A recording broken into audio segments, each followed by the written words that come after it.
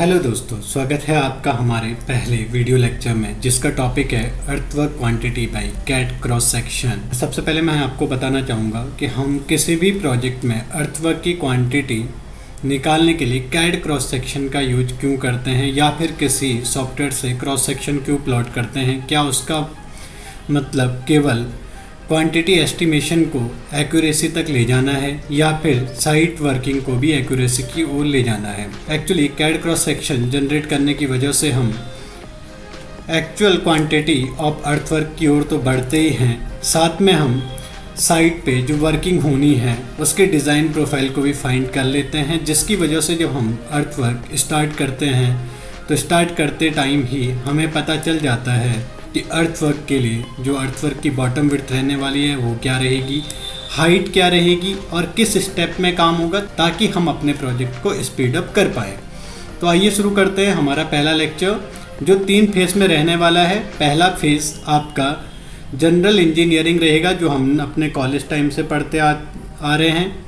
Second phase आपका condition को थोड़ा सा टिपिकल किया जाएगा, वो भी नॉर्मल कैलकुलेशन से निकल जाएगा। थर्ड फेज़ की अगर मैं बात करूं तो वहाँ पे हम लोग अर्थवर्क के कैड क्रॉस सेक्शन ऑटोकैड से प्लॉट करेंगे और उसके पीछे का कॉन्सेप्ट भी बताएंगे कि अर्थवर्क का कैड क्रॉस सेक्शन प्लॉट कैसे किया जाता है। और तीसरा फेज़ में हम ऑटोकैड से प्लॉट करेंगे और ये बताएंगे कि क्रॉस सेक्शन कैसे प्लॉट किया जाता है, क्यों प्लॉट किया जाता है और उसके पीछे का कौन सा मैथमेटिकल कॉन्सेप्ट है। ठीक है, चलिए शुरू करते हैं। सबसे पहले आप देख सकते हैं हमारी स्क्रीन पे एक ये ट्रेपेजॉइडिकल फॉर्मेशन है। सपोज ये किसी हाईवे का फॉर्मेशन है जिसका 3D व्यू इस टाइप का एक ट्रेपेजॉइडिकल फॉर्मेशन है। अगर मैं नॉर्मल इंजीनियरिंग की बात करूं तो वहाँ पे हम लोगों ने क्या सीखा है कि अगर हम अर्थवर्क की फिलिंग कर रहे हैं तो अर्थवर्क की क्वांटिटी कैसे निकाली जाएगी। सबसे पहले 2 लोकेशंस के बीच की अर्थवर्क की क्वांटिटी निकालने के लिए दोनों लोकेशंस का क्रॉस सेक्शन एरिया फाइंड करेंगे। मींस इस लोकेशन का क्रॉस सेक्शन एरिया और इस लोकेशन का क्रॉस सेक्शन एरिया, उस क्रॉस सेक्शन एरिया का एवरेज करेंगे और लेंथ से मल्टीप्लाई कर देंगे, जो यहाँ पे लिखा हुआ है। तो यहाँ पे 2 लोकेशन मेंशन थी, 0+20 और 0+40, ये चाइनीज़ लोकेशन है। इसके बारे में अगर आपको पता है तो कमेंट बॉक्स में लिख देना, नहीं पता है तो इसके ऊपर हम एक अलग से वीडियो बना देंगे जिसमें हम बताएंगे कि चाइनीज़ लोकेशन क्या होती हैं। सबसे पहले देखिए, यहाँ पे क्रॉस सेक्शन है 0+20 लोकेशन का। वहाँ पे जो फॉर्मेशन की टॉप विड्थ है वह है 19.44 मीटर, राइट। ये फॉर्मेशन 4.058 की हाइट पे है, ठीक है। और इसका जो साइड स्लोप है वह है 2:1।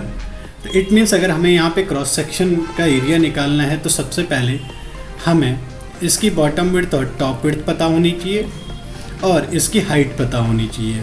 तो यहाँ पे हमारे पास टॉप विड्थ हमें पता है, बॉटम विड्थ कैसे निकलेगी आपका।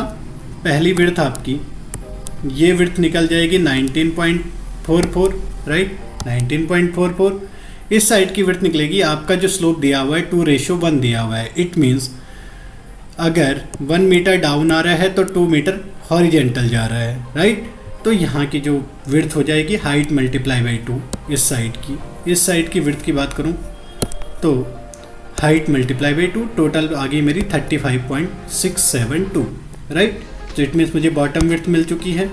अब मैं एरिया निकालूंगा तो एरिया निकल जाएगा top width plus bottom width का एवरेज मल्टीप्लाई बाई हाइट, ठीक है। तो इससे हमारा ये स्क्वायर मीटर में एरिया निकल चुका है। सेम हम सेकंड सेक्शन के लिए प्रोसेस फॉलो करते हैं। यहाँ पे जो टॉप विड्थ है 19.44 है, यहाँ पे जो हाइट है वो है 4.03 मीटर।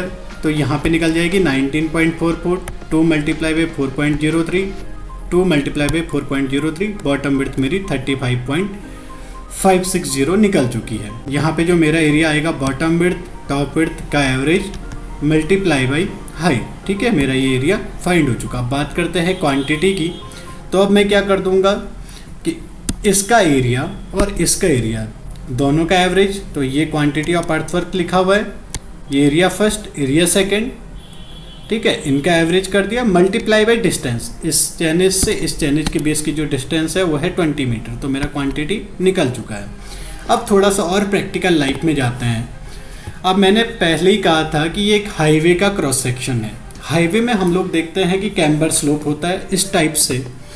आपका जो हाईवे का ये क्राउन पार्ट है, ये एज पार्ट है, यहाँ से यहाँ पे 2.5% के स्लोप में हाईवे बना हुआ होता है। सेम अर्थवर्क का बेड भी बना हुआ होता है। अब मुझे इस कंडीशन में अगर एरिया निकालना है तो यहाँ पे ये हाइट अलग होगी, ये हाइट अलग होगी, राइट, ये हाइट अलग होगी। ये आप समझ चुके हैं। पहले वाले क्रॉस सेक्शन में क्या था, ये एक सीधी लाइन थी। अब मैं अगर क्वांटिटी एस्टिमेशन करने पे आ जाता हूँ तो हाइट डिफरेंस की वजह से यहाँ पे सपोज हाइट h है, ये स्मॉल h है, ये स्मॉल h है, तो मेरी क्वांटिटी क्या निकलेगी, क्वांटिटी, अगर मैं क्वांटिटी एस्टिमेशन पे आ जाता हूँ तो यहाँ पे एक हाइट ये है, एक हाइट ये है, एक हाइट ये है, तो मुझे क्या यहाँ पे 4 एरिया फाइंड हो रहे हैं। पहले मुझे इस एरिया का स्क्वायर मीटर क्वांटिटी निकालना पड़ेगा, इस एरिया का निकालना पड़ेगा, इस एरिया का निकालना पड़ेगा और इस एरिया का निकालना पड़ेगा। चारों एरिया का जो स्क्वायर मीटर क्वांटिटी हुआ उसको प्लस कर दूंगा। प्लस करने के बाद टोटल क्रॉस सेक्शन का एरिया निकल जाएगा और सेम पिछली वाली प्रोसेस को फॉलो करूंगा, राइट। जैसे आप यहाँ पे देख सकते हैं कि यहाँ पे जो हाइट है 4.058 है, यहाँ पे जो एज पॉइंट पे हाइट आई है वो 3.815 आई है, 3.815 आई है। तो यहाँ की हाइट का एवरेज करूँगा और यहाँ की लेंथ का से मल्टीप्लाई कर दूंगा तो ये एरिया निकल जाएगा। सेम यहाँ की हाइट और यहाँ की हाइट का एवरेज करूँगा और लेंथ से मल्टीप्लाई करूँगा, यहाँ का एरिया निकल जाएगा। फिर यहाँ के लिए अगर मैं बॉटम विड्थ कैलकुलेशन की बात करूँ तो सबसे पहले यहाँ की जो मेरी विड्थ है वो 19.44 रहेगी।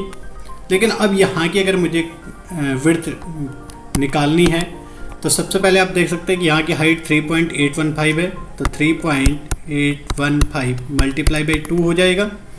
यहाँ पे भी 3.815 मल्टीप्लाई बाई 2 हो जाएगा, ठीक है। तो इस टाइप से मेरे जो बॉटम विड्थ है वो 34.7, तो आप यहीं पे समझ चुके हो कि आपकी बॉटम विड्थ चेंज होने लग गई है, राइट।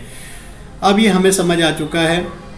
अब हम थोड़ा ऊपर के लेवल पे बात करते हैं। यहाँ पे जो ओजीएल है वो एक सीधी लाइन है, जबकि अगर आप एक्चुअल कंडीशन साइट पे जाओगे तो जो आपकी ओरिजिनल ग्राउंड लेवल है वो कभी भी एक सीधी लाइन नहीं मिलेगी, वहाँ पे ग्राउंड में एंडुलेशन मिलेगा।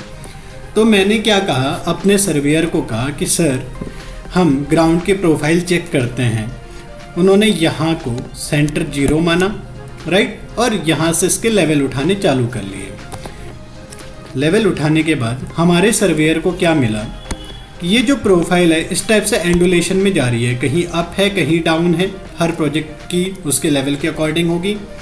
अब इस कंडीशन में अगर मैं क्रॉस सेक्शन एरिया निकालने की बात करूं तो मुझे ये एरिया अलग कैलकुलेट करना पड़ेगा, ये एरिया अलग, ये एरिया अलग, ये एरिया अलग, ये एरिया अलग, ये एरिया अलग। इस टाइप से मेरे मल्टीपल एरियाज़ में पूरा का पूरा क्रॉस सेक्शन बढ़ जाएगा, जो मेरे लिए पॉसिबल नहीं है नॉर्मल कैलकुलेशन से निकालना। सेकंड, जो इसकी बॉटम विड्थ है, जो मेरी टो लाइन है यहाँ पे और यहाँ पे, ये मुझे नहीं पता है कि कौन से पॉइंट पे मेरा टो लग रहा है, राइट।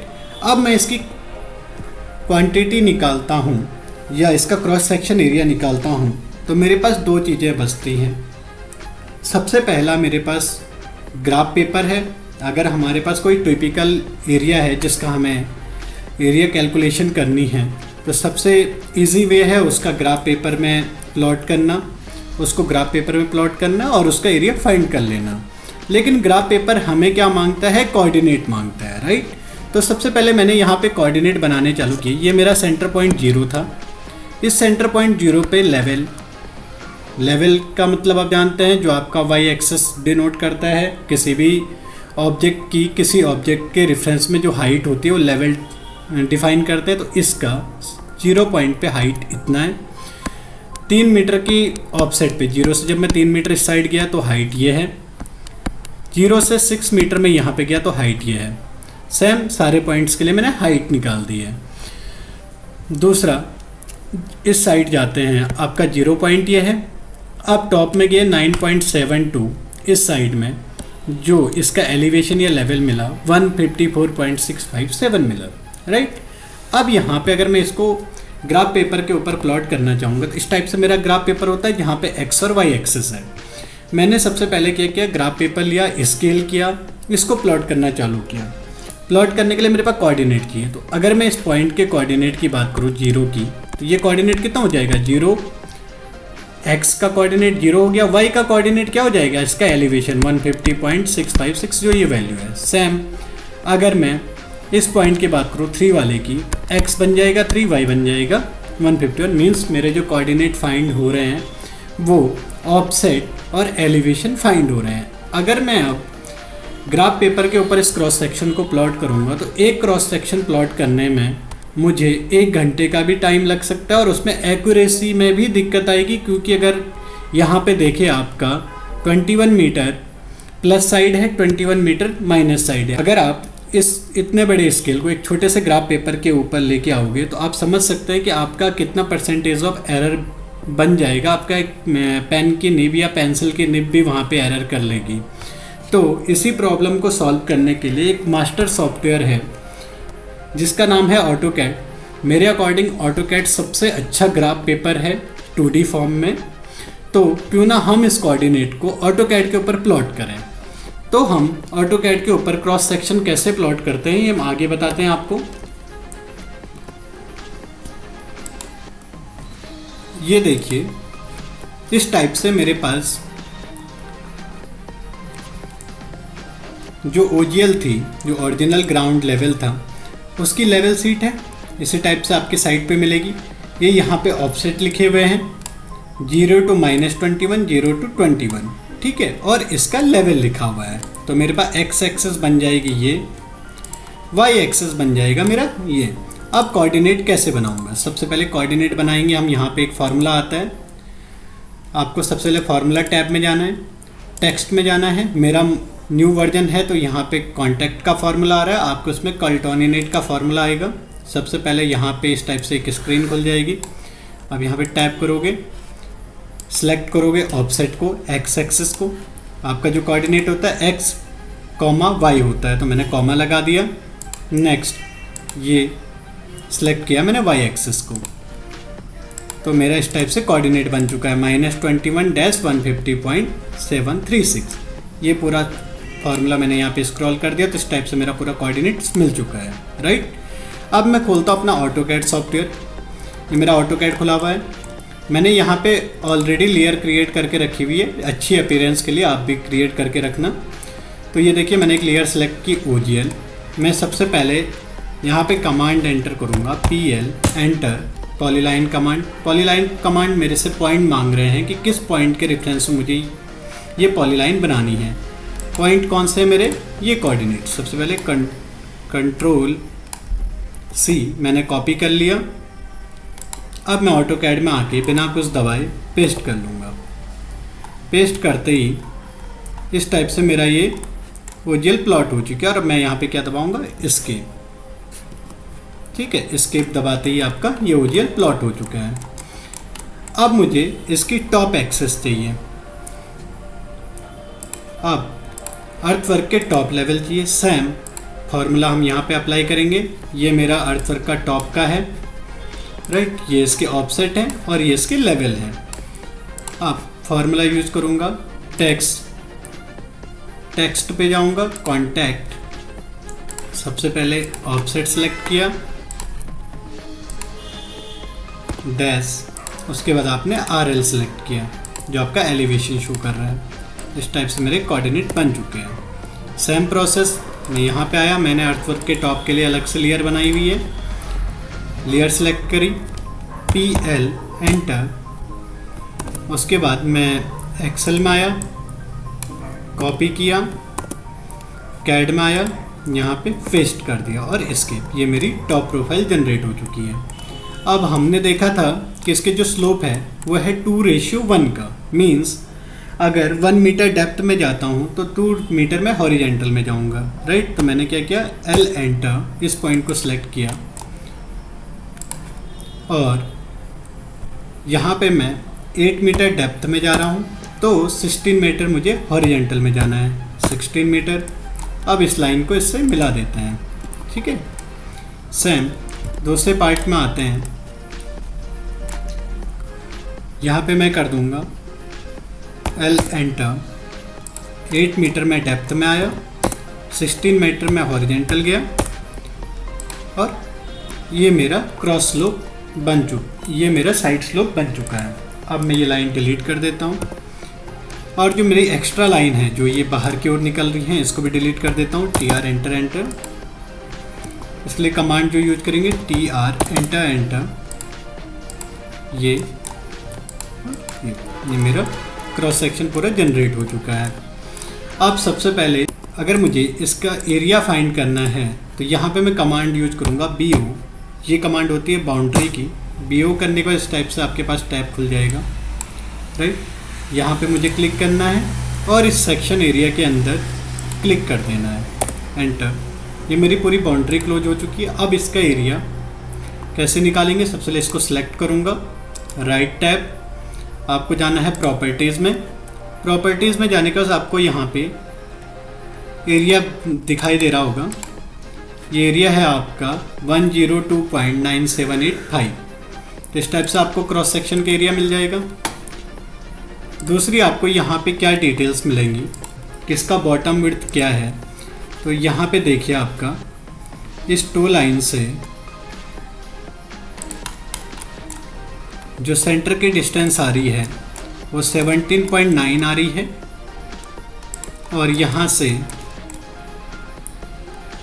इसकी जो डिस्टेंस आ रही है वो 17.69 आ रही है। आपने फ़र्क देख लिया। तो जब मैं अर्थवर्क का कंस्ट्रक्शन करूँगा तो मुझे सेंटर लाइन से इस साइड में 7.19 की विड्थ पे मिट्टी गिरानी चालू करनी, और इस साइड पे 17.68, जो मेरी साइड प्रैक्टिस के लिए यूज हो जाएगा, राइट, ताकि आप extra quantity of earth fill न डाल पाएँ।